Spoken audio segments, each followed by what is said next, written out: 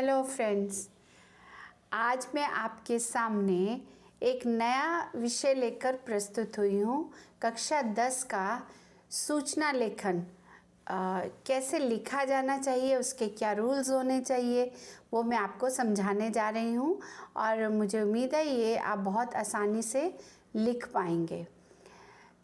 इसका मेन उद्देश्य है लिखने का कि आप में जो लेखन कौशल है उसको मैं विकसित कर सकूं। अभी सूचना लेखन कहते किसको हैं वो मैं आपको बताती हूँ। सूचना लेखन है कम शब्दों में औपचारिक शैली में लिखी गई संक्षिप्त जानकारी लोगों को देना, इसको सूचना लेखन कहते हैं। दूसरे शब्दों में दिनांक और स्थान के साथ भविष्य में होने वाले कार्यक्रमों आदि के विषय में लिखित जानकारी सूचना कहलाती है। सरल शब्दों में अगर हम देखें तो संबंधित व्यक्तियों को विशेष जानकारी देना ही सूचना लेखन कहलाता है। अब हम आते हैं कि सूचना लेखन के प्रकार कितने हैं। सूचना दो प्रकार से लिखी जाती है, एक सुखद और एक दुखद भी लिख सकते हैं। सुखद सूचनाएं होती हैं जैसे खेल, प्रतियोगिताएं, समारोह और भी जो भी सूचना हम दूसरों को देना चाहते हैं। दुखद में क्रियाक्रम, शोक सभाओं का जो आयोजन करते हैं उसके बारे में लिखते हैं। अब मैं आपको ये बताना चाहती हूँ कि जब आप सूचना लेखन लिखते हैं तो आपको क्या क्या बातें ध्यान में रखनी चाहिए। सूचना किसे देनी है और क्या सूचना देनी है, सबसे मेन पॉइंट है, इसको ध्यान में रखिए। फिर आप जो सूचना लिखते हैं उसकी भाषा अत्यंत सरल लिखिए, कठिन शब्दों का उपयोग नहीं कीजिए जब तक आपको उनके स्पेलिंग्स पर पूरा विश्वास ना हो कि आपको आते हैं। आसान शब्दों, आसान भाषा का इस्तेमाल कीजिए। सूचना जिस बारे में उसकी कितनी सीमा है, बहुत बड़ी बड़ी सूचनाएं नहीं लिखते, शॉर्ट में लिखते हैं लेकिन स्पष्ट लिखते हैं। समय और डेट लिखना कभी नहीं भूलिए सूचना लेखन में। और यदि आपको उसका स्थान और पता, ये चार चीज़ें बहुत ज़रूरी हैं। समय, डेट, स्थान और पता सही लिखना चाहिए। और सूचना जारी करने वाले की क्या पोस्ट है, कौन है वो लिखना बहुत ज़रूरी है। अब सूचना लेखन का प्रारूप क्या होना चाहिए। सबसे पहले ऊपर केंद्र में शीर्षक के रूप में सूचना लिखा जाना बहुत ज़रूरी है। उसके बाद सूचना प्रसारित करने वाली संस्था का नाम, यानी कौन सी संस्था उस सूचना को जारी कर रही है। फिर दिनांक, फिर उसका टॉपिक, फिर सूचना का क्या लिखना है, मूल शब्द उसमें लिखने हैं, सूचना देने वाले का पोस्ट क्या है और सूचना देने वाले का नाम क्या है। यदि आवश्यक हो तो सूचना देने वाले का एड्रेस भी आप उसमें लिख सकते हैं। सूचना लिखते समय एक बात बहुत ही ज़रूरी है कि आपको उसको बॉक्स में, लिखने के बाद बॉक्स में लिखना बहुत ज़रूरी है। अदरवाइज सीबीएसई में 1 मार्क आपका, नहीं तो हाफ मार्क तो काट ही लेते हैं सीबीएसई वाले। तो बॉक्स में सूचना लिखना अत्यंत आवश्यक है।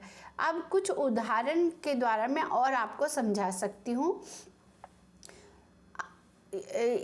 कुछ उदाहरण से, जैसे कि हम एक सूचना लिख रहे हैं कि आप केंद्रीय विद्यालय जलवायु विहार दिल्ली की सांस्कृतिक इकाई के सचिव हैं। आपके विद्यालय में स्वतंत्रता दिवस की पूर्व संध्या पर देशभक्ति पूर्ण कविताओं का पाठ किया जाना है जिसमें शहर के प्रसिद्ध कवि आ सकते हैं। इसमें छात्र छात्राओं के अभिभावक भी सादरता आमंत्रित है। इस संबंध में आप कैसे लिखेंगे। सबसे पहले आप केंद्रीय विद्यालय वो सूचना को जारी कर रहा है, नीचे सूचना लिखेंगे, फिर लेफ्ट हैंड पे आप डेट लिखेंगे, फिर बीच में टॉपिक लिखेंगे। क्या टॉपिक है, कवि सम्मेलन का आयोजन आप कर रहे हैं। फिर उसके मूल शब्द लिखे, मूल सूचना लिखेंगे। आपको यह जानकारी जानकर अत्यंत खुशी होगी कि लोगों में देशभक्ति भावना बढ़ने के लिए केंद्रीय विद्यालय परिसर में या प्रांगण में भी लिख सकते हैं, देशभक्ति पूर्ण कविता पाठ का आयोजन किया जा रहा है। इसमें शहर के प्रसिद्ध कवियों को भी आमंत्रित किया गया है। कार्यक्रम की रूपरेखा इस प्रकार है। फिर आप लिखेंगे डेट, कौन सी डेट को हो रहा है, 14 अगस्त को। समय कौन सा है, शाम के 7 बजे। स्थान का है, विश्वविद्यालय प्रांगण या परिसर। कार्यक्रम में प्रवेश पास द्वारा ही दिया जाएगा। पास के लिए जो कमेटी के सदस्य से संपर्क करें। फिर किसने ये सूचना लिखी है, वो सचिव ने लिखी है। जो सांस्कृतिक इकाई का सचिव है, तो वो लिखकर आप उसको क ख ग करके समाप्त कर सकते हैं।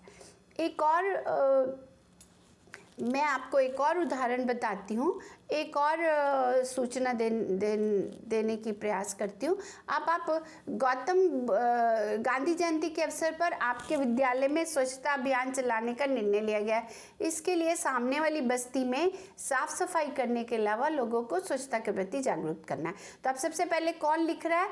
Gautam Buddha senior secondary school, और फिर सूचना लिखेंगे, फिर लेफ्ट में डेट डालेंगे, फिर टॉपिक क्या है? स्वच्छता के प्रति जागरूकता अभियान।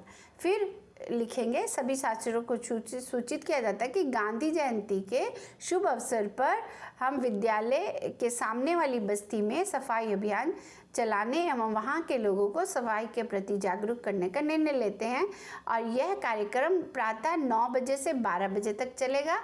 इच्छुक छात्र छात्राएं अपना नामांकन जो है विद्यालय के सचिव को दे सकते हैं या हेड बॉय को दे सकते हैं। फिर नीचे लिखेंगे हेड बॉय, कौन सूचना दे रहा है? हेड बॉय, स्कूल का हेड बॉय दे रहा है। फिर क। इस तरह से सूचनाएं जो है आप लिख सकते हैं। अब आप रक्तदान शिविर का भी आयोजन कैसे करना है उसके लिए सूचना लिखनी है। तो आप कौन से अपार्टमेंट वाले उसका आयोजन कर रहे हैं? तो टैगोर अपार्टमेंट वाले। और फिर सूचना लिखेंगे, फिर लेफ्ट साइड में डेट लिखेंगे, फिर लिखेंगे रक्तदान शिविर का आयोजन।